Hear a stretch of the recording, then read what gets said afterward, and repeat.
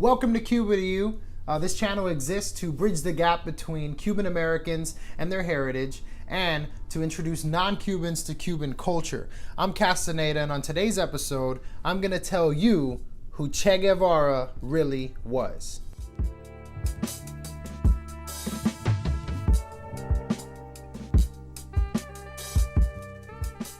So if you are like the average American, you might have seen this face on a t-shirt. Maybe you've seen it in the mall, maybe you've seen it on the internet. Either way, maybe you're familiar with this face, but you might not know who this person really was. Ernesto Che Guevara. Che was actually a nickname. That's not his name. His name is Ernesto. So Ernesto Guevara was born in Argentina, who worked alongside Fidel Castro during the Cuban Revolution, and he was actually a doctor. Funny story about him though, he was a doctor who hated medicine. When asked by one of his comrades, Ernesto, you're a doctor, right? And he goes, yeah, but I don't like medicine.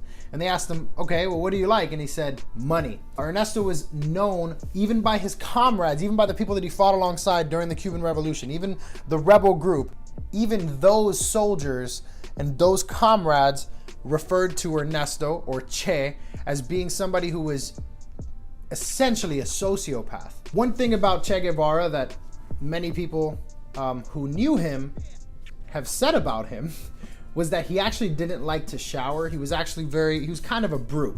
And so he was very brutal, not only in the way that he, maintained his cleanliness, but also in his ideas. Che Guevara was somebody who believed that the only way to enact a revolution, the only way to win this fight against the regimes that they were trying to topple was by violence.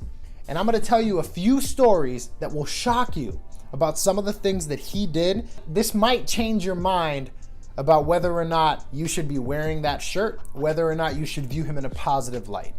Che Guevara was in charge of, and he conducted hundreds of firing squad deaths. Many of the people who were killed via firing squad, as pictured, had actually not been proven to be guilty of the crime they were being accused of. In fact, he actually coordinated the tribunals. He actually coordinated these court proceedings and essentially told the lawyers, hey, your job here is to merely be here and let me know what the sentence is. We're not gonna do any sort of period of questioning. We're not gonna bring in any witnesses.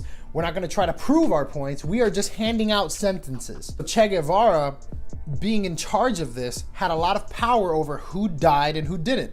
And many men, young and old, were killed, put up against the wall, and shot via firing squad unjustly. One of his most famous statements is, yes, we have conducted firing squads. We have executed. We are currently executing, and we will continue executing. He believed that that was the only method by which change can be brought about. A strike contrast to progressive ideals, which believe in conversation, which believe in debate, which believe in a peaceful, rational transition of power by aligning the people with a cause and having those people vote. He didn't believe in that at all, and they didn't go about it in that way. There were actually reports of comrades of his who would tell him, hey, you can't shoot this man. We haven't actually talked to him, questioned him. We haven't said anything. He hasn't given us any information that would indicate that he's guilty. And Che Guevara, listening to this, shot them. He was a man who very much liked to kill. He was not a revolutionary hero, as many people would say. His view was, we embrace opposition by suppressing their voice. And if we have to kill them, so be it. In fact, he encouraged it. Cubans in Cuba, from when they're little kids, are essentially given a pledge of allegiance to say, where they stand up and say, we will be like Che. They're indoctrinated from when they're kids to believe that Che Guevara was a hero, to believe that he was a brave man who fought for justice and goodness and who fought for the Cuban way. And that couldn't be farther from the truth. Cuban exiles know Che to be who he was. He was a racist, homophobic, sociopath who killed hundreds upon hundreds of people himself, and whose inspiration ended up killing others because those firing squads that was the form people would be executed in Cuba. It would literally put you up against a wall and shoot you dead. You could have gotten shot for a variety of things. Do you have a friend who has ever worn the opposing uniform? Are you an anti-Castro believer? You don't even have to do anything. You didn't even have to commit a crime. All you had to do is disagree ideologically. Long story short, a couple years later, 1967, October 9th to be exact, Che Guevara in Bolivia is killed. He was captured by Felix Rodriguez, who was a Cuban CIA operative actually, and the Bolivian government who had been looking for him. So, why did I make this video? Why do I think this is an important topic to discuss? Here's why. Cuban history is, in my opinion, the most poorly documented and poorly told story in America.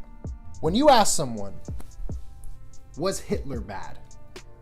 Generally, there's a visceral reaction. Yes, absolutely. Because it's not because they're experts on the German government. It's not because they're experts in history. It's because they've been told so. They've been accurately told so. And the funnel of information that got down to them when they were in school or whatever, the main message that got to them was Hitler bad. If you ask someone, was Martin Luther King good? They say yeah. Because there's been a nobility to the original history, a faithfulness to telling the story as it really was, that has left Americans with a generally proper understanding of it. When Fidel Castro died, there was a lot of American news media outlets who were basically mourning his death. And Che Guevara oftentimes is lumped in there too. The t-shirts are some of the most famous shirts you'll find. A lot of people will wear them. There'll be pictures of them will be posted in restaurants. If you go to Europe, there are restaurants with paintings of him. Why? It's because his story hasn't been told. If I told you all the things that Che Guevara did to other human beings, to Cubans specifically, you'd be so horrified that it would make you sick. It would make you as sick as seeing someone wear a Hitler t-shirt. Che Guevara was about as hateful and evil as a person could be, and his action caused pains for millions of Cubans. And if his story was told accurately, then he would be generally known for what he was, a murderer. Well, that's all I got for you today. If you like this, go ahead and you already know what to do. Just go ahead and hit subscribe, hit that little bell to stay updated on all things Cuba. But yeah, that's all I have for you. So you have a nice day. Peace. P.S. If you want to donate to the tornado victims in Cuba, Cuban Foodies, this is if you were in Tampa, Cuban Foodies, which is located in Hillsborough, Florida. I'm going to put the address down below. They are actually collecting donations. Now, at the time that you're watching this video, which is on Monday, the time that I drop it, this is the week that they're going to take it. So, you have probably until the end of the week to do this. Take your clothes, take your canned foods, take clothes you don't wear anymore, baby clothes that, your kids have outgrown. Take it to help those people, because a lot of those people don't have anyone helping them out right now. So if you could do anything to help, it would be greatly appreciated. Cuban Foodies in Hillsborough, Florida. I'm going to put the address down below. Check it out after you subscribe and click the bell to stay updated on all things Cuba.